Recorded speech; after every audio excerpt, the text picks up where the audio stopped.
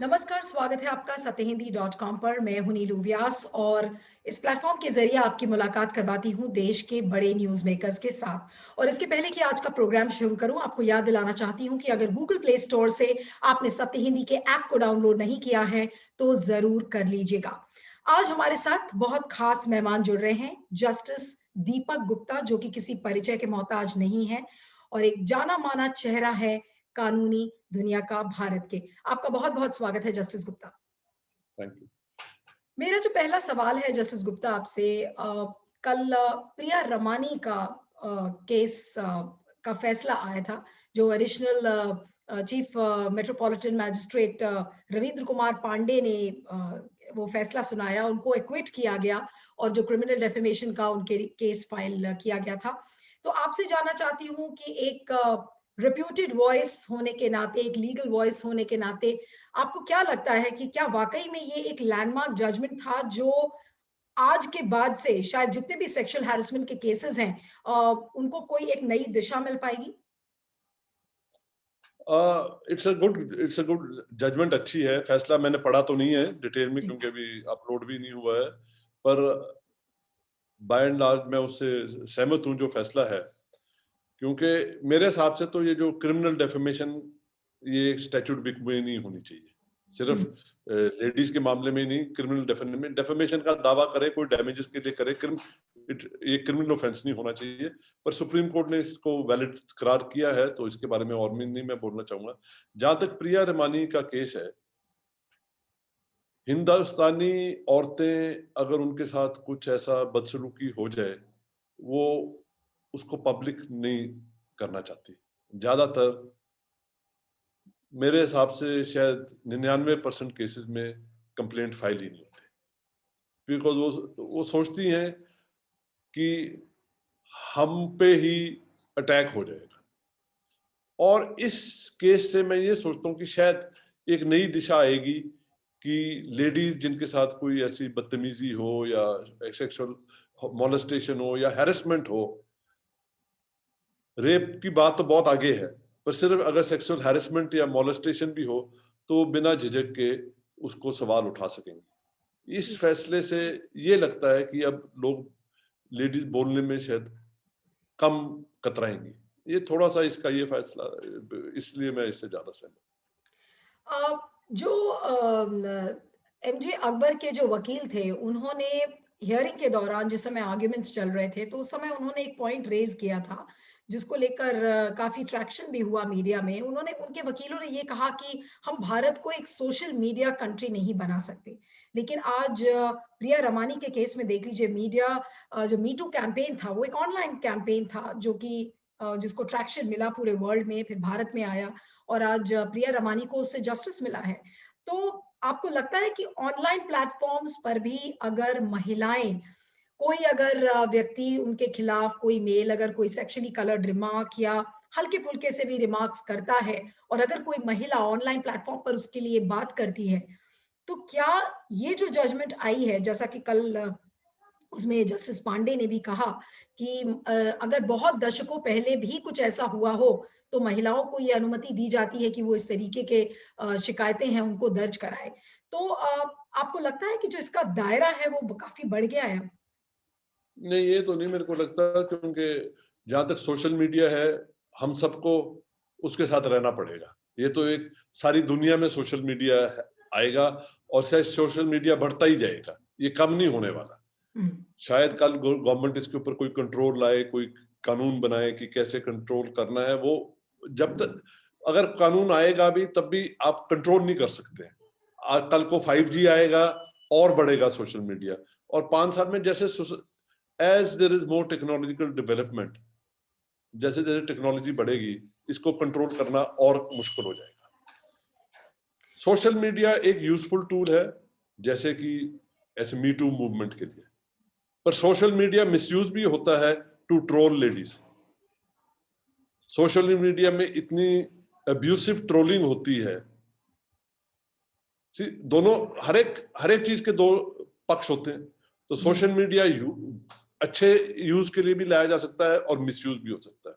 और जब मिसयूज होता है, अब आप एक पीछे एक एक्ट्रेस थी रिया चक्रवर्ती, उसके मामले में मीडिया, सोशल मीडिया इतने मिसयूज हुए कि उसको तो मतलब उसकी जिंदगी वापस नहीं ला सकते, जो अगर even if she is acquitted.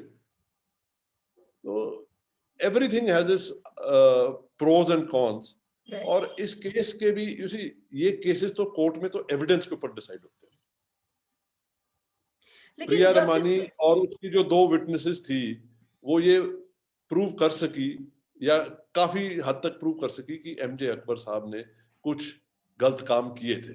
इसलिए अगर वो नहीं प्रूव करती तो शायद डेफेमेशन का केस बनता। जस्टिस गुप्ता, मैं ये कह रही थी कि जो सोशल मीडिया है उस पर सरकार अब अंकुश लगाने की कोशिश कर रही है और गाइडलाइंस आने की बात कही जा रही है। आपको लगता है कि सोशल मीडिया अगर सरकार कंट्रोल करे या सेल्फ रेगुलेशन हो, आपको कौन सा मॉडल लगता है कि सक्सेसफुल होगा? मेरे को दोनों ही मॉडल ठीक पसंद नहीं आते। सरकार का तो बिल्कुल ही नहीं, क्योंकि मैं सेंसरशिप के बिल्कुल खिलाफ हूँ। हम्म। पर ये सेल्फ कंट्रोल जो मॉडल होता है ये भी काम नहीं करता है। हम टीवी पे ही देख रहे हैं कि it is self control model is not working. See, जब मीडिया में किसी की ट्रायल हो जाती है और उसको मीडिया कन्विक्ट कर देता है, जैसे कि रिया चक्रवर्ती के साथ हुआ, हम्म। कल को वो कोर्ट से क्विट हो जाए तो क्या करेगी? केसेस लड़ेगी। उसके जो वो जो 6-8 महीने ऑफ ट्रॉमा, वो तो कभी वापस नहीं आ सकते। मैंने मेरे मेरी जो सजेशन है सरकार को भी, कि एक स्टैट्यूट या लॉ बनना चाहिए जिसमें एक इंडिपेंडेंट बॉडी होनी चाहिए, टोटली इंडिपेंडेंट बॉडी, इंडिपेंडेंट, सरकार से भी इंडिपेंडेंट, मीडिया से भी इंडिपेंडेंट, लेजिस्लेचर से भी इंडिपेंडेंट एक बॉडी होनी चाहिए जो इन कंप्लेंट्स को देखेगी और वो बोलेगी कि इस सोशल मीडिया को एक्टिविटी को रोका जाए। बिकॉज अनलाइक प्रेस या इलेक्ट्रॉनिक मीडिया, सोशल मीडिया का इम्पैक्ट एकदम बहुत दूर तक पहुंचता है। तो आप कह रहे हैं और कि कोई सोशल एक मीडिया ऐसी में अगर बॉडी, मिस, नहीं, हाँ आपके कहने सॉरी, का मतलब ये है कि कुछ ऐसी बॉडी जैसे इलेक्शन कमीशन है, कुछ उस तरह की हाँ बॉडी हो, एग्जैक्टली, उसके तर्ज पर काम करना चाहिए। बिल्कुल बिल्कुल। बिकॉज ये सोशल मीडिया बढ़ता जा रहा है तो ये प्रेस काउंसिल टाइप की चीज नहीं चलेगी। It will have to be a more powerful body having the power. उसको ये भी हक होना चाहिए कि वो किसी को केस को बंद कर दे, किसी को साइट को बंद कर दे। या देखो, सोशल मीडिया जो मैंने पहले भी बोला, उसके दुरुपयोग भी हो सकता है और उसका सही भी हो सकता है। और कई बार दुरुपयोग इतना होता है, मैं देखता हूँ पोर्नोग्राफी के लिए इतना दुरुपयोग हो रहा है सोशल मीडिया का। तो इन चीजों में तो हमारे को अब कंट्रोल सरकार का ही चाहिए होगा ना, इन सर्टन वेज। अब जैसे पोर्नोग्राफी है या कुछ ऐसे सेक्सुअल हैरेसमेंट ऑफ वुमेन है, क्योंकि एक तरफ है कि हमारे जो हक है, जो हमारा freedom of right of freedom of speech and expression है, उसकी कर्टेलमेंट भी सिर्फ मिनिमम होनी चाहिए। पर दूसरी तरफ ये जो हमारा हक है, it has to be curtailed in the interest of the national sovereignty, in the interest of public law and order, morality. So these are Article 19 of the Constitution, इन चीजों की बात करता है। जस्टिस गुप्ता, आपने दुखती रग पर हाथ रख दिया, आपने फ्रीडम ऑफ एक्सप्रेशन की बात की और अब मैं आपको मैं रोक नहीं पा रही हूँ कि मैं आपसे फ्रीडम ऑफ एक्सप्रेशन पे ही अगला सवाल पूछूं। और आर्टिकल 19 जरूर एंश्राइंड है संविधान में, लेकिन जो मौजूदा सरकार है वो ऐसा लगता है कि फ्रीडम ऑफ एक्सप्रेशन की धज्जियां पूरी तरह से इस समय धज्जियां उड़ रही है उसकी। और फ्रीडम ऑफ एक्सप्रेशन के नाम पर क्या चल रहा है, जो एक ब्रॉड सिनारियो अगर मैं आपसे कहूं, इन केस ऑफ जो किसानों का आंदोलन चल रहा है या अपने आप को कोई सोशल मीडिया पर अपने ट्वीट्स के जरिए या एफबी पोस्ट के जरिए व्यक्त करता है, या आप स्टैंड अप कॉमेडियंस का केस देख लीजिए, जैसे मुनव्वर फारूकी हो गए, कुणाल कामरा हो गए, उन्होंने अपने आप को एक्सप्रेस किया। तो फ्रीडम ऑफ एक्सप्रेशन के नाम पर क्या चल क्या रहा है? सरकार का फ्रीडम ये ऑफ, कौन सा पैटर्न आपको नजर आता है? नहीं ये तो एक पैटर्न ऐसा लगता है कि डाइसेंट को स्टाइफल करने का पैटर्न। लेकिन सरकार इस बात पर को नहीं ये मानती। मैं सिर्फ इस सरकार को नहीं बोलूंगा, एक पॉलिटिकल पार्टी को नहीं बोलूंगा, ये एक पॉलिटिकल स्पेक्ट्रम के अक्रॉस चलता है। जो भी पावर में होता है और हम्म। जिसके पास जितनी ज्यादा पावर होती है, जो वोट्स सेइंग है, power corrupts and absolute corrupt, power corrupts absolutely. वैसे ही जितनी ज्यादा स्ट्रांग गवर्नमेंट होती है उतना वो डाइसेंट को नहीं टॉलरेट करती, और ये कोई डाइसेंट ये गवर्नमेंट भी कर रही है। अब बंगाल में आपने देखा था किसी ने एक कार्टून बनाया आज से 2 साल पहले, वहां पे भी वही हुआ। छत्तीसगढ़ में जहाँ कोई और गवर्नमेंट थी, किसी ने पीडीएस स्कीम के ऊपर कुछ कमेंट किए, वहां पे भी वो 153A 124A ऐसे लगाया गया। जो जो सरकार है, कोई ज्यादा करती है, कोई कम करती है, पर सब इसका दुरुपयोग करते हैं। इसलिए मैं तो सेडिशन को बिल्कुल स्टैट्यूट बुक में रखने के हक में ही नहीं। पर ये बिल्कुल ठीक कह रही हैं आप कि पिछले 2-3 सालों में जितने केस जो नॉर्मली होते थे, अब मेरे को एग्जैक्ट फिगर्स तो पता नहीं, पर ऐसा लगता है कि केसेस बहुत ज्यादा बढ़ गए। और कोई भी चीज जो थोड़ी सी भी अगर सरकार को नापसंद आए तो एकदम पुलिस एक without at a drop of a hat वो सेडिशन 153A, एक वो इंफॉर्मेशन टेक्नोलॉजी एक्ट की सेक्शन 69 जो सुप्रीम कोर्ट ने कहा है कि अनकॉन्स्टिट्यूशनल है, किसी उसका भी दुरुपयोग करके वो लोगों को तंग करते हैं। और सबसे ज्यादा जो हैरत की बात है वो ये है कि पुलिस एकदम अरेस्ट करने को ही जाती है। केस दायर कर ले, आई हैव नो प्रॉब्लम, पर सीधे अरेस्ट करके, जैसे कि कोई ये मर्डरर्स हैं या कुछ है, और अरेस्ट करके उनको अंदर, कोर्ट्स भी I do not know, sometimes courts को भी मैं देख रहा हूँ वो याद नहीं रख रहे कि जो जनरल रूल है वो है bail not jail is the rule, and still आजकल ये चल रहा है। लेकिन जस्टिस तो गुप्ता, इस हिसाब से आपने कहा कि पुलिस एकदम से लोगों को अरेस्ट कर देती है, कोर्ट्स भी इसको ठीक से संज्ञान नहीं ले रहे हैं, तो ये किस चीज का इंडिकेशन है? ये क्या इसको आप बनाना रिपब्लिक नहीं कहेंगे?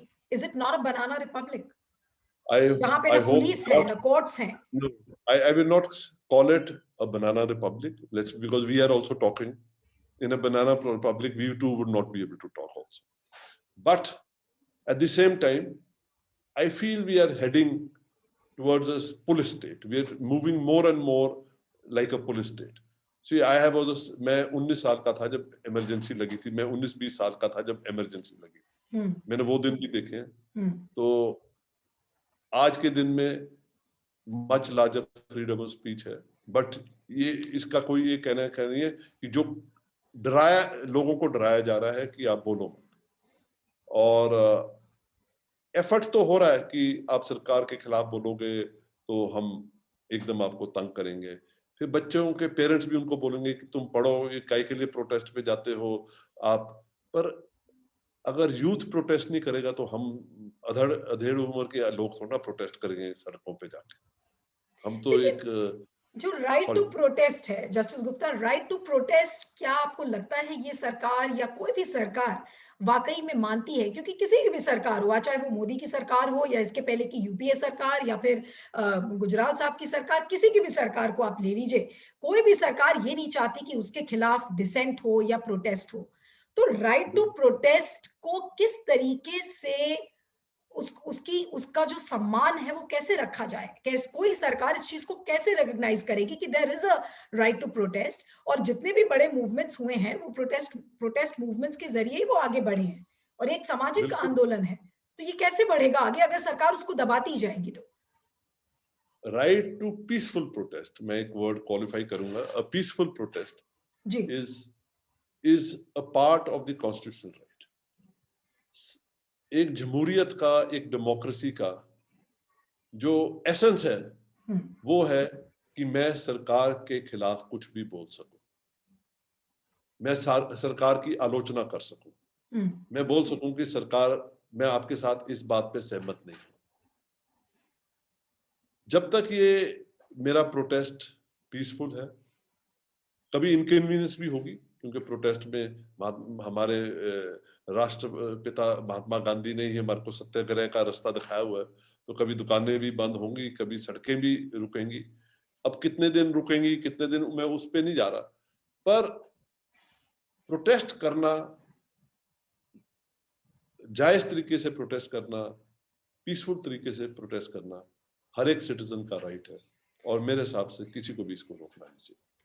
जस्टिस गुप्ता, आपने सही कहा कि राइट टू पीसफुल प्रोटेस्ट सबका अधिकार है, लेकिन होता क्या है और जो आज के परिप्रेक्ष्य में हो रहा है, अब एज अ जर्नलिस्ट अगर मैं आज आपसे कोई सरकार के लिए सवाल करती हूँ, मुझे इस बात का आज खौफ है और मुझे हो सकता है कि मैं अभी आपसे बात कर रही हूँ तो मुझे मैं कुछ ऐसे शब्दों का चयन करूँ और उसके बाद मेरी अगर मैं इस इंटरव्यू को एफबी पोस्ट पर डालूंगी या फेसबुक पे या ट्विटर पे, तो हो सकता है कि मेरे खिलाफ कुछ आज एक्शन हो जाए।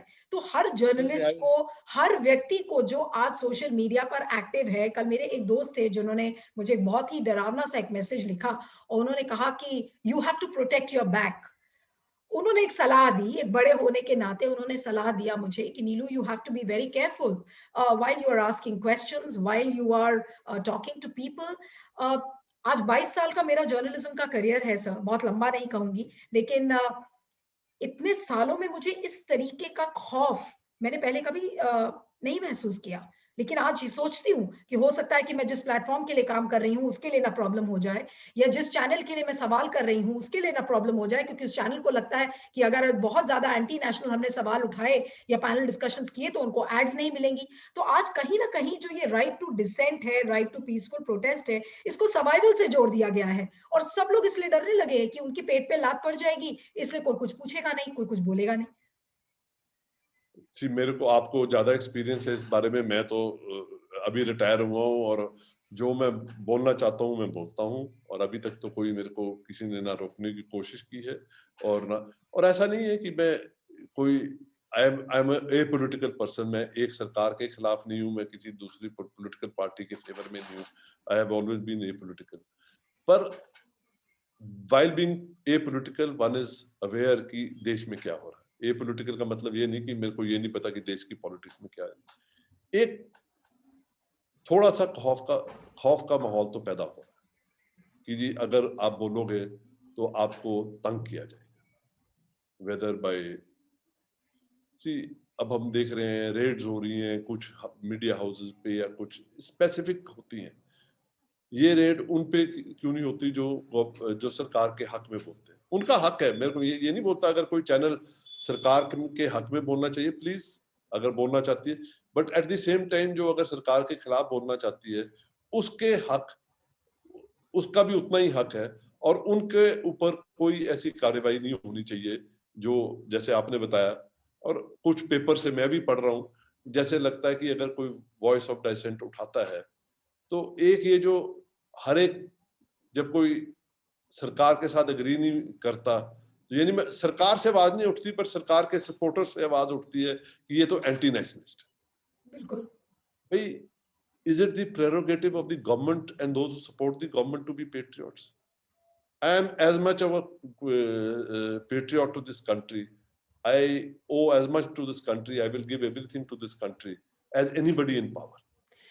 जस्टिस गुप्ता, लेकिन और एक ऐसा तंत्र बना दिया है सरकार ने, भले सरकार के मंत्रियों से अगर मैं आज सवाल करूं और मेरी मंत्रियों से बात भी होती है और जब मैं सवाल करती हूँ तो कहते हैं नहीं, हमारा तो फ्रीडम ऑफ एक्सप्रेशन पे कोई रोक टोक नहीं है।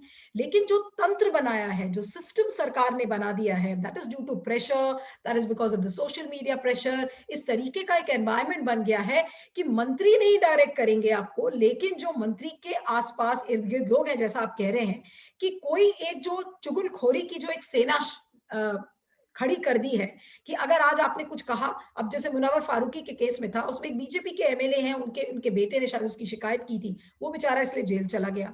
आज इसी तरीके से अगर कोई कुछ लिख देता है और अगर बीजेपी का कोई एक ब्लॉक लेवल का भी नेता होगा, उसने देख लिया कि आज इसने राम के खिलाफ बोल दिया या दुर्गा के खिलाफ बोल दिया, तो उसकी तुरंत शिकायत हो जाएगी और फिर वो बेचारे के खिलाफ सेडिशन का मामला दर्ज हो जाएगा या कुछ राष्ट्रद्रोह के केसेस उस पर दर्ज हो जाएंगे।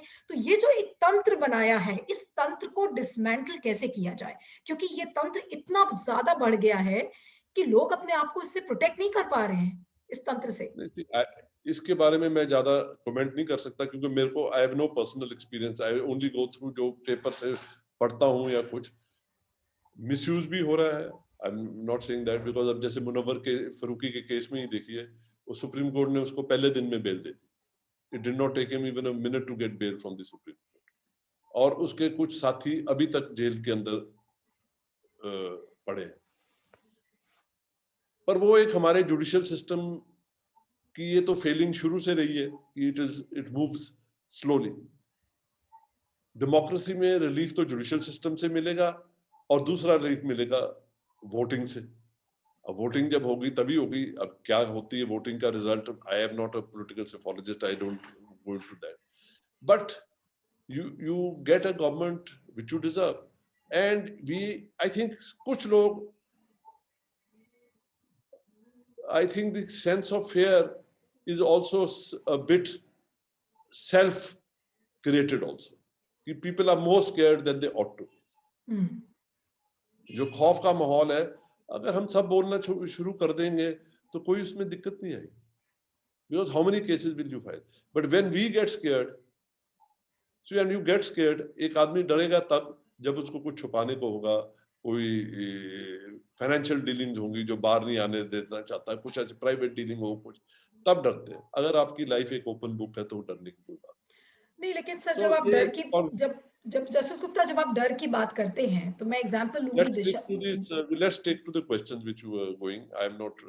राइट। I'm not नहीं, let's stick to the या we're not moving away from the topic which you हाँ, had. नहीं, जस्टिस गुप्ता मैं दिशा रवि की बात करना चाहती हूँ कि जिस तरीके से आपने अभी डर की बात किया और दिशा रवि की जिस तरीके से गिरफ्तारी हुई, रातों रात पुलिस ने उसको ऐसे घोषित कर दिया जैसे वो कोई आतंकवादी हो, बेंगलुरु से उसको दिल्ली लाया गया और जाकर उसको जिस तरीके से पेश किया गया है और अब वो अ, सलाखों के पीछे है, तो ये तो डर क्रिएट करने की एक एफर्ट है कि यंगस्टर्स आज जो भी जुड़ रहे हैं सोशल मीडिया से, चाहे वो किसान आंदोलन से जुड़ रहे हैं और इस तरीके की अगर टूल किट्स, जिस तरीके की टूल किट को पूरा बिल्कुल एक आतंकी हथियार की तरह सरकार ने बना के पेश किया है, तो वो डर नहीं पैदा कर रहा है तो और क्या कर रहा है सर, इसको कैसे कहेंगे? और जो पूरा आपका एक रिएक्शन जानना चाहूंगी कि मैंने कल भी बोला था, आज भी फिर रिपीट कर रहा हूँ कि ये जो है, जहां तक मैंने टूल किट पढ़ा है जो पब्लिक डोमेन में है, मेरे हिसाब से वो बिल्कुल भी कोई सेडिशियस मामला नहीं दिखाता है।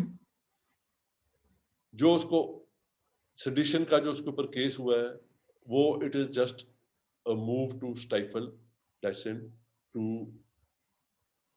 उसको आवाज उठाने से रोकने के लिए बात है। और उससे बाकियों में भी डर होगा। कल ही मैं पेपर्स में पढ़ रहा था कि पेरेंट्स अदर जो उसका फ्राइडे, कोई Friday, every Friday they used to have something, अब पेरेंट्स बच्चों को मना कर रहे हैं कि मत जाइएगा, फ्राइडेज फॉर फ्यूचर, या फ्राइडेज फॉर फ्यूचर मत जाइए। अब डाइसेंट is an essential part of democracy and youth is the essence of dissent. जो एक आइडियलिज्म जो यूथ में होती है, वो तो जब तक आप नौकरी करना शुरू करें, बच्चे हो जाते हैं, सो मेनी प्रेशर, जो सिनिसिज्म सेट्स इन, और यूथ का डाइसेंट क्वेल करना मेरे हिसाब से is not a very good idea and it can backfire. जो मैं आपको बोल रहा था कि जब इमरजेंसी में हम कोई कुछ नहीं बोलता था, पर अंदर में आवाज तो दबी हुई लगती थी, और जब इलेक्शन हुए 19 महीने के बाद, you know what happened. See that when you quell dissent, it is going to have a reaction which is just counterproductive. नहीं, मेरा लेकिन जो अपना व्यू है, जी, बट और ये जस्टिस होना नहीं चाहिए, and ji court should be more, मेरा ये भी मानना है कि courts have to be more proactive to protect human dignity, human rights, and the freedom of speech and expression. लेकिन सर दिशा रवि के ही केस में देखिए, पुलिस ने जो पूरा एक केस बनाया है कि उस टूल किट में पता नहीं उनको ऐसा क्या मिल गया, वो कह रहे हैं कि नहीं, पोएटिक जस्टिस फाउंडेशन जो कि एक प्रो खालिस्तानी ऑर्गेनाइजेशन है, उनके एक जूम मीटिंग को इन लोगों ने, शांतनु मुलक और निकिता जेकब और इन लोगों ने सबने अटेंड किया, और वो जो पूरा एक केस बनाने की कोशिश कर रहे हैं कि ऐसा लग रहा है कि वो यहाँ पर बिल्कुल एक खालिस्तानी मूवमेंट या एक साजिश रची जा रही थी, जो पूरी 26 जनवरी का केस जैसे उसको लिंक किया गया है। तो ये जो पुलिस का एक्शन है, the way they have gone into the case, the way they are investigating the case, the way they are going behind the youngsters, ये पुलिस एक्शन के बारे में आप क्या कहेंगे, इस तरीके के पुलिस इन्वेस्टिगेशन के लिए? See, there are two parts of it. Poetic Justice Foundation, जहां तक मेरा इंफॉर्मेशन है, it is not a banned organization anywhere, even India is not banned. So ये कोई उसकी मेंबरशिप या उसके मेंबर से बातचीत करना itself is not a crime. अब if you know, I am not at all in favor of Khalistan. Personally speaking, I have no interest in Khalistan. But if I don't know somebody is pro-Khalistani and I talk to them on other issues, or even if I know that he's a Khalistani and talk to him on some other issues, it may not be, it is not sedition. It may not be, these children may not have been very, sensible in talking to people who are avowed, if they are, I'm using the word very carefully, if they are avowed Khalistani groups and these children knew about it, then they should have avoided talking to them. But even if they जैसे talk to जैसे them, that justice, हाँ, माफ करिएगा मैं that आपको doesn't make it a interrupt कर रही crime. हूँ, बट जस्टिस गुप्ता, जैसे पुलिस कह रही है कि जूम पर मीटिंग हुई शांतनु मुलुक और निकिता जेकब की, और वो जो मो धालीवाल जो पोएटिक जस्टिस फाउंडेशन का जो लीडर है, उससे उनकी बातचीत हुई है, और उससे उस पूरे डॉट्स को ये लोग ज्वाइन करने की पर कोशिश कर रहे हैं। उस बातचीत में क्या हुआ वो तो हमारे को अभी तक पता नहीं है कि क्या हुआ बातचीत में। सी, वो तो एविडेंस के ऊपर आएगा ना कि ये बातचीत क्या हुई, क्या वो बात वायलेंस के बारे में थी, इंसाइटमेंट टू वायलेंस थी। अगर वो वायलेंस की बात होगी तो then there may be the police में भी right, but if there is no incitement to violence, but एक यही है कि जी फार्मर्स प्रोटेस्ट को कैसे सपोर्ट करना है, तो उसमें तो कोई गलती नहीं होगी। अब जैसे जो मैंने पढ़ा है टूलकिट में, उसमें ये लिखा है कि एक दिन सोशल मीडिया पे अटैक होगा गवर्नमेंट के ऊपर, and in embassy and against Indian embassies all over the world. There will be some boycott of some Indian companies. Then there will be एक ट्विटर स्टॉर्म होगा, और 26 तारीख को फिजिकल एक्शन होगी जो पुलिस बहुत मान रही है। और फिजिकल एक्शन में क्या लिखा है कि हम दिल्ली तक मार्च करेंगे और दिल्ली से वापस बॉर्डर को जाएंगे। अगर ये ही है तो इसमें मेरे हिसाब से सेडिशन का कुछ नहीं बनता, क्योंकि वो क्या बोल रहे हैं, अगर लास्ट 26 का भी देखें कि हम दिल्ली तक जाएंगे और वापस आ जाएंगे, उससे क्या होगा? अगर दिल्ली में 144 धारा का उस दिन उल्लंघन होगा, यही होगा। It is not sedition. So there, I cannot support the police. I don't support the police action on any of these issues as to whether, as per the material which is now on the public. आपने कहा कि आप favour में है कि ये sedition law को बिल्कुल खत्म कर दिया जाए, लेकिन इसके लिए तो जो पॉलिटिकल विल चाहिए, आपको लगता है कि किसी भी सरकार के लिए, मैं मौजूदा सरकार को ही नहीं ब्लेम कर रही हूँ, क्या किसी भी सरकार के लिए ये पॉलिटिकल विल कभी आ पाएगी कि सेडिशन लॉ को हटा दिया जाए? मेरे को लगता नहीं है। एक मेरी I hope but I don't expect, क्योंकि अगर आप इस सेडिशन कानून का अगर if you go at the history, अगर इसका ये देखेंगे कैसे आया, ये हमारे ऊपर एक इंपीरियलिस्टिक सोसाइटी, जब हम एक मुताज थे, हिंदुस्तान एक part of the British empire था, तब ये आईपीसी में लाया गया।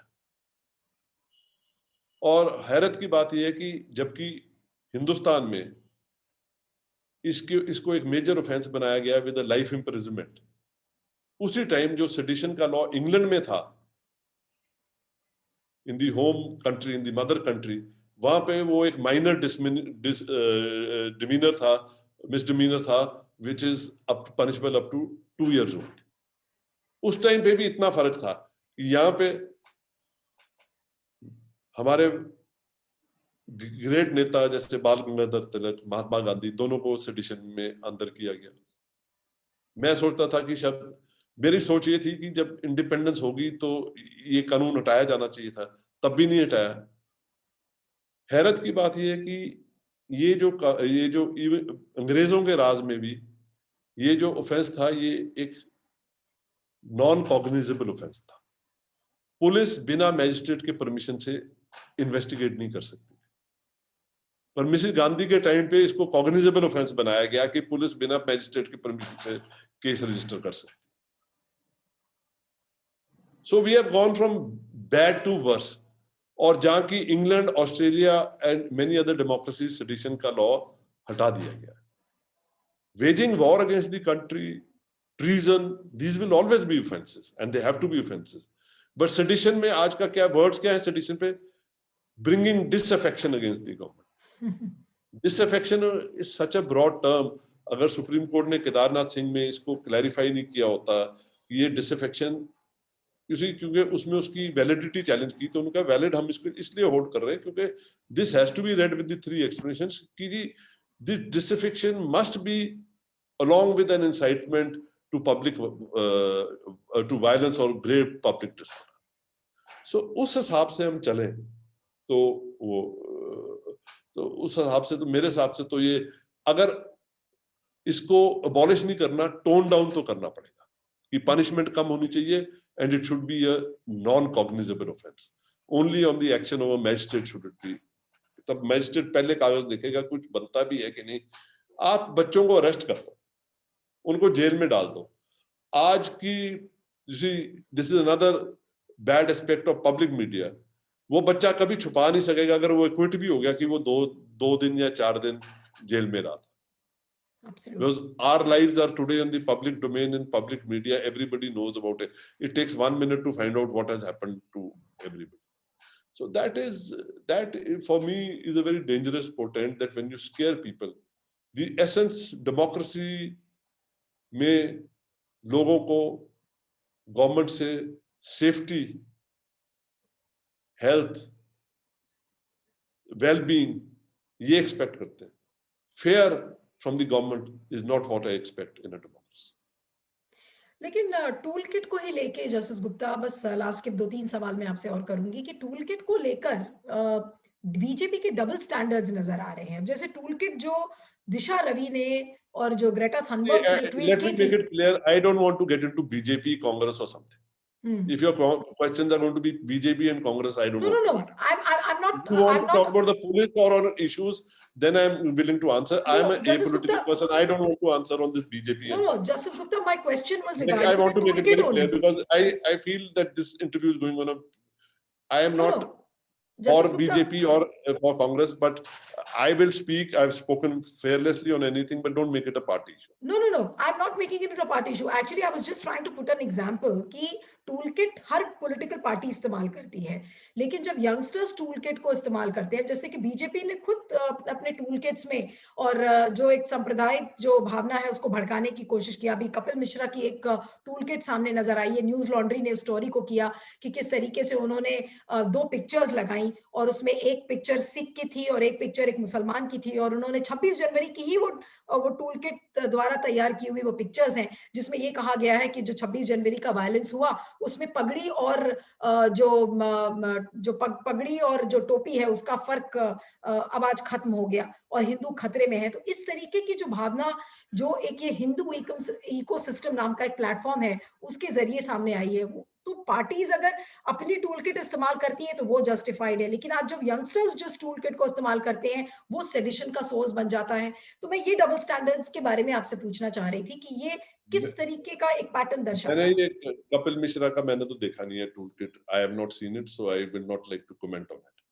जहां तक ये जो ये टूल किट है, मैंने आपको साफ बोल दिया कि मेरे हिसाब से इसमें कोई सेडिशन नहीं है. Okay. And as far as Kapil Mishra is concerned, I have not seen that tool. Okay sir, Newslaundry ने, जैसा मैंने बोला कि न्यूज लॉन्ड्री ने ये स्टोरी की थी, लेकिन चलिए अब आप बता रहे हैं, मैं जब मैडम मैंने नहीं देखा, I can not comment. Okay justice Gupta, 1-2 सवाल बस जुडिशरी से रिलेटेड पूछूंगी कि आपने कहा कि कोर्ट्स को सीरियसली संज्ञान लेना चाहिए जो ह्यूमन राइट्स के केसेस हैं और तुरंत न जेल हो बल्कि bail should be the norm, लेकिन ऐसा हो नहीं रहा है. तो आपको कारण उसका क्या लगता है कि क्या जुडिशरी इस समय, आपने खुद कहा कि जुडिशरी को प्रोएक्टिव होने की जरूरत है. आई एम सॉरी बट आप सवाल कम पूछते हैं, आप जजमेंट पहले देते हैं फिर मेरे को जवाब सवाल का पूछ रहे हैं कि you put your you have made your judgment ki the judiciary is not working well. No, I'm just asking for your view, sir. See, please repeat your question, what you said, and you will realize what you say. See, you must understand that I'm also not very happy with the way the judiciary functions, but a lot of the judiciary is functioning well also. There are judges and judges. Some judges are doing such great work even in these times, and when we tarnish the entire judiciary with one brush that it is not working well, you're causing more harm to yourself than to anybody else. Your question, आपने जो सवाल पूछा कि judiciary तो ये काम ही नहीं कर रही, मुनव्वर फारूकी की किसने रिलीज किया finally? So many cases in Siddharth Varadarajan को सेशन जज से बेल मिली। कल नहीं, राकेश पांडे ने कल ऑर्डर दिया है जी। परसों धर्मेंद्र राणा ने सेडिशन में एक ऑर्डर दिया है। तो आप कैसे कहते हैं कि जुडिशरी काम नहीं कर रही? लेकिन सर जो objectivity is also a very important part. It is not कि जी एक साइड की दिशा देखें तो सब कुछ गलत है और दूसरी साइड की दिशा देखें तो सब कुछ सफेद है। There are always shades of grey. And मैं जबकि मैं I am very open and I am, but this I don't like slanted questions और इंटरव्यू। नहीं सर, आपने बिल्कुल ठीक कहा। Sorry, I am leaving. No, sir, I'm just putting my last question to you and then I'll wind up कि जो judiciary में जो कोलिजियम सिस्टम को लेकर जो अभी हाल में बातचीत हुई है, उस पर आपका क्या कहना है सर? मेरा मानना यह है कि collegium system is not worked properly, because collegium system एक कोर्ट से लाया गया सिस्टम था। इंटेंशन बहुत अच्छी थी कि जी जजेस ही चूज करें कि जजेस कौन होंगे, but the collegium system has not in my view delivered। और मेरा इसमें एक मानना, जो मेरी मानना ये है कि एक बड़ा कारण ये है कि हाई कोर्ट जजेस की रिटायरमेंट एज 62 है और सुप्रीम कोर्ट जजेस की 65 है। अगर दोनों की एज बराबर कर दो तो कोलिजियम सिस्टम भी ठीक चलेगा, क्योंकि हाई कोर्ट के कई जजेस सुप्रीम कोर्ट नहीं आना चाहेंगे, खासकर चीफ जस्टिस तो बहुत कम आना चाहेंगे supreme court. You have it, कई लोग इसको नेगेटिव वे में देखते हैं कि जी अच्छे लोग नहीं आएंगे। मेरा देखने का तरीका दूसरा है कि जी अगर एक उम्र होगी जो एडमिनिस्ट्रेटिवली केपेबल और स्ट्रांग है, they can be kept in the high courts as chief justice because they have to do a lot of administrative work. जो लोग intellectually and who are more into legal things, they should come to the Supreme Court so that the Supreme Court is only doing constitutional matters. Collegium has not worked well. एक तो जब judgement भी NJC की आई थी उसमें ये था कि कोलिजियम के लिए एक सेक्रेटेरिएट होना चाहिए, सेक्रेटेरिएट नहीं है। 3 जजेस कोलिजियम के देश की 200 अपॉइंटमेंटें देखेंगे हाई कोर्ट जजेस, साल में एवरेज में 100-150 अपॉइंटमेंट होंगे। इतना टाइम ही नहीं है कोलिजियम के पास कि वो 100-150 अपॉइंटमेंट दे। और कोलिजियम विदाउट अ सेक्रेटेरिएट, अब हमारे को यही नहीं पता कि एक वकील साहब कितने केस करते हैं, क्या केसेस करते हैं। We are first dependent on the high court collegium, then the Supreme Court. It is a very more opaque method. I would go for a much more transparent method, whether it is a collegium.